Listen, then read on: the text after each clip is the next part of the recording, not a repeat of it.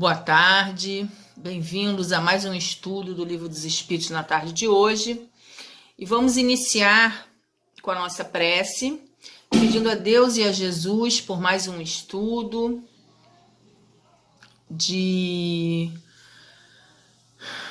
do Livro dos Espíritos, que Deus, que Jesus, que os bons espíritos possam nos iluminar, possam nos direcionar, para que as nossas palavras possam sim ser direcionadas segundo a vossa vontade. Que seja, pois, em nome de Deus, acima de tudo, que possamos iniciar na tarde de hoje o estudo propriamente dito. Que assim possa ser, graças a Deus. Então vamos lá iniciar o capítulo de hoje, que são as penas e gozos terrestres. E aí a gente começa com a felicidade e infelicidade terrestres. Felicidade e infelicidades relativas. E ele começa perguntando, Kardec, para os espíritos, se o homem pode gozar na Terra de uma felicidade completa. E a resposta dos espíritos para Kardec é que não é possível, né? E aí a gente vai refletir, por que não é possível ser feliz na Terra? Não na felicidade da maneira como a gente imagina, né? Porque a Terra é um planeta de provas e expiações, de espíritos ainda imperfeitos, que precisam ainda passar, né, por experiências, por aprendizados. Então, o nosso planeta ainda é um planeta em que a gente vem aqui para aprender, para experienciar as questões na matéria, né? E a gente vendo tanta dor acontecendo, tantas situações difíceis acontecendo, a gente também não conseguiria ser tão feliz, né? Mas a pergunta tem um complemento que é muito interessante, que os espíritos dizem que depende do espírito suavizar seus males e ser tão feliz quanto possível. Então existe uma possibilidade sim de felicidade, uma felicidade relativa, desde que o espírito esteja disponível, né, de diminuir os seus males, de suavizar os seus males, né, de viver de uma forma muito melhor. E é possível viver assim. E aí a gente, na condução do estudo, vai ver qual seria essa medida, né? Qual seria essa possibilidade da gente viver melhor. E aí, então, ele continua aqui no pensamento dele. Como é que seria, então, o homem feliz na Terra? Será que esse homem ele precisaria se transformar? Como é que ele precisa ser? Ele precisa ser um homem diferente? Então, o que a gente percebe, né? A gente vai ser mais feliz conforme a nossa condição de entendimento com a lei do Pai.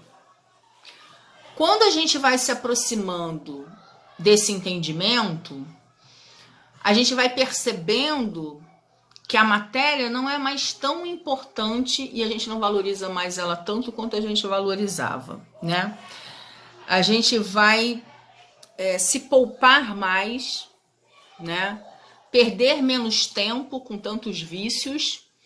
E a gente vai parar para pensar realmente o que importa nisso tudo, né? O que é importante nessa vida, né? E aí são nas pequenas coisas que a gente vai estar dando mais atenção. E aí a gente vai se bastar com menos coisas. E aí nisso a gente vai conseguir perceber que precisa de muito pouco para ser feliz. Então, à medida que o homem progredir moralmente, ele vai percebendo que ele vai se tornando uma pessoa mais feliz. E o importante é que essa felicidade ela é uma construção moral do espírito. E ela é uma construção diária. E essa construção é a construção também do futuro desse homem. Então, o presente, ele está construindo o futuro desse homem. E não é só o futuro de como será a vida dele no mundo espiritual, mas o futuro até do amanhã, né? De como vai ser daqui a 10 anos, de como vai ser daqui a um mês, né? Como é que vai ser, por exemplo, eu entro num trabalho, né? sou admitida num emprego. Como será o meu futuro nesse emprego se eu não me comporto bem? Vai ser complicado. Mas se na minha construção presente eu tenho uma construção bacana, o meu futuro provavelmente será de uma construção bacana, de uma relação bacana. Então é isso que ele ressalta aqui na 921. E aí ele vai trazendo uma ideia pra gente também, se existiria uma medida, né? Já que a gente não sabe muito bem o que é felicidade, quem são os felizes da Terra e tudo mais, se existiria uma medida pra gente de felicidade. E aí os espíritos falam, sim, existe. Na questão material é a posse do necessário. E na questão moral, ele vai dizendo pra gente aqui que é a consciência tranquila e a fé no futuro.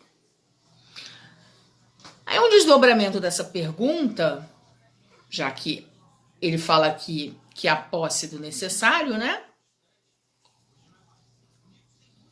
Aí nós temos um desdobramento grande aí. O que seria a posse do necessário? Será que o necessário é o mesmo para todo mundo? Será que todos nós temos o mesmo entendimento do que é necessário? Será que o que é necessário para mim é o necessário para o meu vizinho, para o meu irmão, para o meu marido, para o meu filho? Isso são reflexões interessantes da gente fazer. Essa semana eu assisti um documentário de um jovem músico pop e ele fez uma declaração que me tocou bastante. Ele falando, né, que a fama tinha tirado ele da coisa mais simples e mais importante, que a gente não valoriza, mas que ele valorizava. Isso é importante da gente perceber, porque para ele a simplicidade é onde está o valor, porque ele perdeu. Isso é uma reflexão que nós devemos fazer. A pandemia está fazendo a gente refletir sobre isso. Então ele falava assim, a medida do que é bom para mim, do que é necessário para mim e para o outro é muito diferente. Ele falava exatamente isso. E aí ele fala, o que é necessário na minha vida são as coisas simples. Então eu valorizo muito, né? O valor para mim estão nas coisas simples. Então eu valorizo estar com os meus amigos, ir ao cinema, ir à padaria, estar com o meu familiar, porque tudo isso eu perdi. Enquanto as pessoas que querem me conhecer ou querem ter acesso à minha pessoa, elas acham que a coisa mais maravilhosa do mundo é o que eu conquistei, que é um tapete vermelho, que são os luxos. Só que isso para mim não tem valor. Isso é muito bacana da gente perceber. E isso tem que ser valorizado. Porque é muito difícil uma pessoa na fama raciocinar e ter esse pensamento, né? Isso é uma reflexão que esse jovem está fazendo muito profunda e muito importante. Porque a gente tem aí no mundo da música, no mundo do entretenimento, né? Em que as pessoas começam a ganhar dinheiro e se perder. Então a gente tem que valorizar bastante. Então vamos lá. E aí ele continua aqui perguntando pra gente, mais lá pra frente, sobre a questão da fortuna, né? Se a fortuna seria um merecimento, né? Ele diz assim, por que Deus favorece com o dom da fortuna certos homens? E aí os espíritos fazem a gente refletir. Será mesmo que é um merecimento? Será que não é uma prova muito grande? E aí os espíritos dizem, olha, é uma prova muito grande, porque muitos falham nessa prova. E a gente vê que realmente isso é muito perigoso. Porque se a matéria, ela nos embota, né? Ela nos engana, nós não sabemos essa medida do supérfluo e do necessário, com certeza, se nós estivermos aí diante de uma de uma fortuna, vai ser muito mais fácil a gente se perder, né? A gente acaba se enganando mesmo. Então a fortuna não é fácil, mas a fortuna, quando bem empregada, é muito boa também, né? Quando ela é bem administrada, ela serve para gerir empregos, ela serve para um monte de coisas, para estimular pesquisas, né? Alavancar pesquisas, o progresso e tudo mais.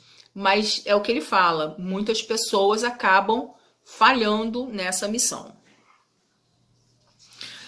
E aí ele traz uma ideia que também é importante a gente falar aqui nessa parte, que são as pessoas que não têm nem a posse do necessário. E aí ele fala assim, bom, sim, existem pessoas que não têm nem a posse do necessário, mas existe uma sociedade, né? Existe uma sociedade que podem ajudar essas pessoas.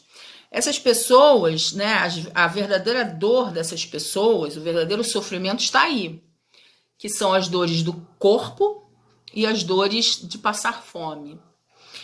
E eu me lembro que desde pequena, minha mãe me levava para a escola e ela fazia a gente olhar as cenas na rua. E eu acho que isso é uma boa prática para a gente fazer com as nossas crianças e os nossos adolescentes, para a gente sensibilizá-los. A gente observar os moradores de rua. A gente perceber que tem pessoas que passam fome à nossa porta. Para a gente não arrumar desculpa de que essas pessoas são pessoas que são a escória da sociedade, são pessoas preguiçosas que não querem trabalhar, sabe? E mostrar que elas são irmãos de humanidade e que nós podemos, enquanto sociedade, ajudá-las. Então, cabe a nós não nos acovardarmos como sociedade e não esperarmos só dos nossos políticos alguma ajuda para esses irmãos que também estão aí sofrendo muito com a pandemia, né? Porque com o medo do vírus, muitas pessoas não se aproximam desses irmãos, né? Muitos trabalhos nem estão sendo feitos para esses irmãos com medo mesmo da contaminação, né? E é muito importante, então, que a criança, o adolescente, o próprio adulto mesmo, ele se sensibilize com essa questão, para a gente ver o quanto é sofrido a gente não ter o que comer. E aí eu me lembro de quando eu entrei na faculdade, que teve uma coisa bem interessante, que foi quando lançou a campanha do Betinho. E eu era muito fã do Betinho. Pelo menos por essa campanha eu era muito fã. Que era o Natal Sem Fome. E ele dizia assim, né? Ele foi na faculdade na época que eu fazia nutrição. E ele falava, quem tem fome tem pressa. Então assim, em vez da gente ficar fazendo politicagem, ficar fazendo um monte de coisa, vamos dar um prato de comida. Não pode ficar esperando para alimentar. E eu penso que é isso, né? A gente não tem que ser assistencialista no sentido de... a gente tem que ensinar a pescar o peixe, mas pescar peixe de barriga vazia... É fácil falar quando a gente tá com a barriga cheia, né? Mas quando a gente tá com a barriga vazia é muito complicado. E aí, essa ida dele na faculdade, vários grupos da minha turma acabaram fazendo um movimento para a campanha do Natal Sem Fome. E a gente arrecadou alimentos para ajudar. E aí, movimentada por esse sentimento, eu desenvolvi um trabalho em que tinha um poema, que eu não me lembro mais do poema em si, mas o que ficou para mim como imagem era um menino, né? Em que existia nesse poema, na cena desse poema, um menino no meio da noite, na escuridão, de um cômodo de uma casa de favela, um prato vazio, caindo uma gota d'água nesse prato. E esse menino ouvindo o som dessa água batendo nesse prato vazio. Gente, eu não sei para vocês, mas para mim era dilacerante ter lido esse poema, sabe? Eu não sei se esse menino foi real, mas esse menino é real numa realidade como o Brasil, né? Numa realidade hoje como uma pandemia que a gente está vivendo, sabe? Eu acho que a frase do Betinho é super atual. Quem tem fome tem pressa. E a gente não pode ficar, enquanto sociedade, parado. E os espíritos estão falando, né? Os espíritos estão trazendo pra gente que essas pessoas é que têm a verdadeira dor. Olha como ele fala aqui, ó. Deixa eu ver se eu acho, porque eu acabei me perdendo aqui na marcação.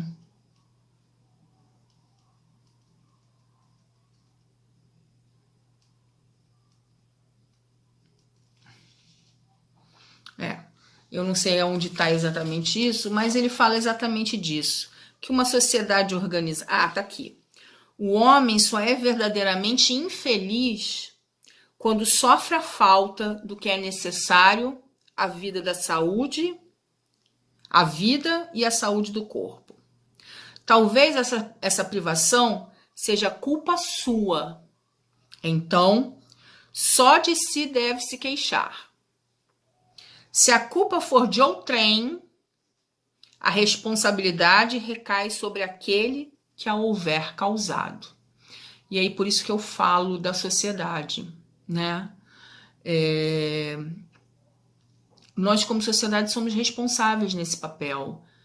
Eu acho que quando existem crianças passando fome e uma sociedade, por outro lado, obesa, significa que há uma má distribuição dessa comida. Por que estamos comendo tanto e outros tão pouco? Porque a gente não divide. Porque a gente ainda não sabe a diferença do necessário e do supérfluo. E isso é muito sério, gente. Isso é muito sério. Como sociedade, a gente está errando feio. Sabe? Eu acho que esse momento de pandemia, ele serve para a gente refletir sobre tudo isso. Sabe? Sobre a gente sair do nosso pedestal e a gente sair daquele discurso de que, mas ele, a gente vai ver lá para frente, mas ele é ingrato, eu não vou ajudar não, porque se eu ajudo, ele não trabalha, mas eu só vou ajudar se ele varrer o quintal, sabe? São tantas desculpas que a gente usa para não ajudar as pessoas, mas talvez porque o egoísmo e a pequenez dentro de nós ainda é tão grande. Talvez porque a gente nunca tenha passado fome. Talvez porque a gente nunca tenha passado necessidade. Nós não sabemos o que é dormir na rua. Nós não sabemos o que não é tomar banho. Nós não sabemos o que é a falta de um prato de comida. Então é muito fácil julgar e criticar os irmãos que estão passando por essas situações. Então, antes da gente julgar, antes da gente apontar, vamos, como sociedade, como cristãos, vamos amolecer os nossos corações. Vamos sair da comodidade do nosso lar. Rezar é muito bom. Devemos orar sim. Mas mãos são necessárias. Mãos são necessárias para serem postas em ação. A oração é muito boa para mobilizar os espíritos para ajuda. Existe uma passagem no Evangelho em que Bezerra faz com que a mãe com os seios flácidos tenha forças para que ela mantenha a alimentação daquela criança através daquele seio que já não sai leite nenhum. Ele fluidifica a água para que aquela criança se sinta alimentada até a manhã seguinte.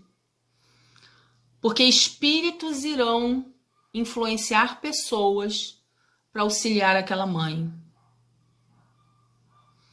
Isso significa, gente, que nós não estamos ainda com os nossos corações tão voltados para a ajuda. Então vamos abrir os nossos corações para essa ajuda. E aí, ele vem para a perda das pessoas amadas, né? E quantos de nós aí temos perdido tantos queridos nessa pandemia? Perdido irmãos, umas famílias sendo devastadas, né? Uns estão perdendo mães e irmãos, avós, mães. Tem famílias que vários parentes vão juntos ao mesmo tempo. E o mais triste é não poder se despedir desses irmãos, porque muitas vezes a gente não pode nem sepultar, né? Então a gente vê muito sofrimento. E como cristãos, a gente não deve também o julgamento. A gente deve sim se permitir, nesse momento, viver o luto. Chorar significa você mostrar que você está muito sentido naquele momento, né? De ter perdido uma pessoa que foi cara a você, que você ama. Então, fica sempre assim, fica pra gente que a gente deve chorar sim. Não tem mal nisso. O que a gente não deve é ficar eternamente nesse choro, nessa lamentação, achando que Deus não deveria ter levado, né? Nesse sofrimento eterno. Mas a gente deve sim, no momento da perda, chorar aquela morte, viver aquele luto, fazer a nossa prece e entregar sempre o nosso querido, a nossa querida a Deus, nosso Pai, confiando os nossos queridos, né, o seu retorno à pátria espiritual. E as decepções, ingratidões e afeições destruídas? O que são as decepções, né? Não vou nem ler aqui as questões, porque eu sei que eu já estou me adiantando demais. Mas o que são as decepções? Gente, a gente só se decepciona com aquilo que a gente criou. Então, eu crio alguma coisa em relação a alguém, ou, né, a alguma pessoa. E aí sou eu que criei aquilo. E aí eu me decepciono. O outro vai ser ingrato porque eu criei aquela pessoa para ser ingrata. Eu criei aquela situação. Eu criei aquela ilusão. Eu coloquei o outro no pedestal. Então isso a gente tem que repensar muito em relação a isso, porque às vezes a gente não para perceber que a gente só se decepciona quando a gente cria expectativas em relação ao outro. E às vezes o outro nem sabe que a gente espera tanto dele. E ingratidão também é mais ou menos isso, né? A gente fica sempre esperando do outro ele ser grato a gente. Porque a gente está esperando de volta deles, né? A gente dá alguma coisa para o outro esperando que ele seja grato. Essa semana eu tive um embate aqui em casa por causa de uma situação dessa. Nem teve um embate porque eu não acabei não discutindo, mas eu ouvi uma coisa que eu discordo profundamente. Uma pessoa conhecida virou para mim e falou assim: mas tem muita gente que recebe doação e reclama. Então, assim, tem que tomar muito cuidado com o que você dá para os outros, porque o outro reclama e às vezes nem vai comer, joga fora. Já viu quantas vezes no McDonald's você dá um lanche e a criança vai lá e joga? Eu não dou, não. Então você para de dar porque o outro é ingrato? Eu vou arrumar isso de desculpa para não dar? Se ele não é grato àquilo, isso é um problema que ele vai ter que se ver com Deus, não comigo. O meu papel eu quero ajudar?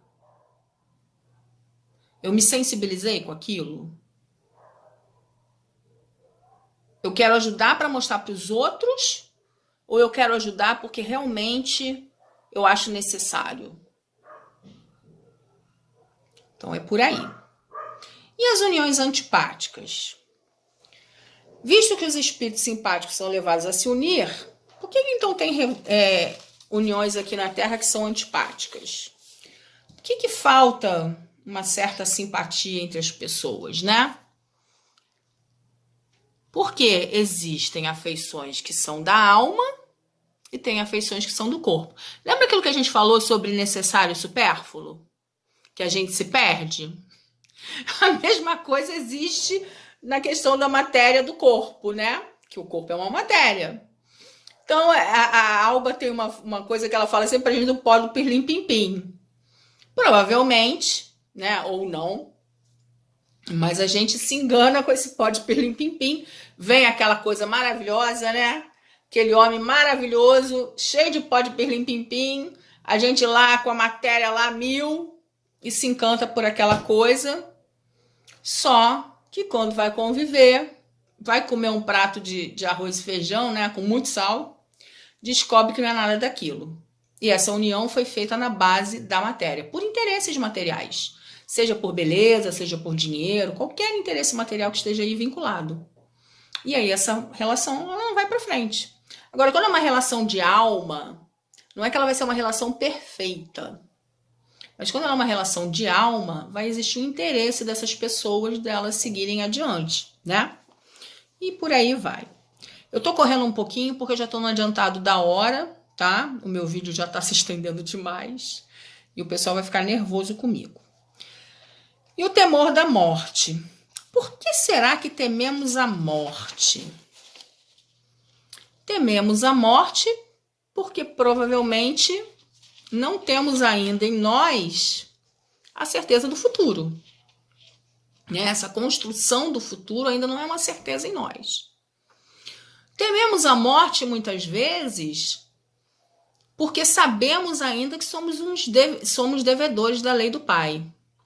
E temos muito medo do que seremos cobrados. Tememos a morte muitas vezes por vergonha. Uns temem a morte pelo desconhecido. E temos várias questões aí de temor da morte, né? E a gente vê também que o temor da morte, como ele coloca aqui, não só sobre todas essas questões, mas ele vai trazendo também a questão da construção do inferno, que foi sempre trazida pra gente. Então a gente fica achando que a gente vai pro inferno e que aquilo não tem, é uma pena, como a gente fala, é uma pena eterna. E tudo que é eterno tem um tom pesado, né? E o desgosto da vida e suicídio, ele teria que ser desenvolvido com muito mais tempo, né? Eu falei alguma coisa sobre a questão da Coreia, sobre essa questão do peso do suicídio. A gente viu que nessa pandemia também, essa questão do suicídio está bastante aumentada pelas pessoas não conseguirem suportar suas dores emocionais. Então, muitos se desesperam e acham que o único caminho é o suicídio, né? Por isso é importante essas redes todas de apoio, não só a religião, mas a religião tem um papel importante aí, né? O conhecimento de uma doutrina, de uma religião ajuda bastante a gente segurar o suicídio. Não significa que não se cometa o suicídio dentro das religiões, tá? Mas ajuda bastante a gente repensar essas questões. Mas a gente deve ajudar bastante as pessoas a se abrirem para falar, a gente observar aquelas pessoas que se fecham, que ficam muito tempo sozinhas, sabe? A gente tem que estimular as pessoas a ligar para elas, né? Porque nesse momento a gente fala muito de isolamento. Tem gente que está fazendo isolamento, tem gente que não está fazendo isolamento, mas assim, tem pessoas que estão se fechando demais, né? Emocionalmente. Então a gente tem esse dever de estar sempre buscando essa... A internet ela dá essa falsa impressão de que a gente está muito em contato, Mas às vezes a gente precisa, principalmente com as pessoas de idade, ligar mesmo e falar por telefone. Porque elas sentem a falta de falar com a gente no telefone, ouvir a nossa voz, né? Ou falar por uma videochamada para ouvir a nossa carinha, né? Isso é muito importante. E todas essas outras situações que foram trazidas, né? Ingratidão, desgosto, tudo isso são causas que podem levar à questão do suicídio, né? A pessoa achar que não tem fim, que não tem jeito, né? E a gente sabe que isso agrava bastante a situação. Desculpem ter corrido agora com o final do estudo, né? Eu acabei pegando mais a primeira parte, mas eu espero que vocês tenham conseguido pelo menos pegar a ideia daquilo que o estudo traz. E até semana que vem com o próximo estudo. Que vocês tenham uma ótima semana, tá? Que vocês procurem redes de apoio, que vocês procurem fazer prece, que vocês procurem elevar o pensamento de vocês, que vocês procurem bastante harmonia e que a gente possa manter esse vínculo, né, da Casa do Caminho com a gente, né? A gente, eu digo que todos somos Casa do Caminho, para que a gente possa passar por esse momento fortalecidos e unidos em Jesus. Obrigado. E obrigado, Jesus, obrigado, amigos espirituais, pela oportunidade que aqui tivemos de mais um estudo. Que assim possa ser, graças a Deus.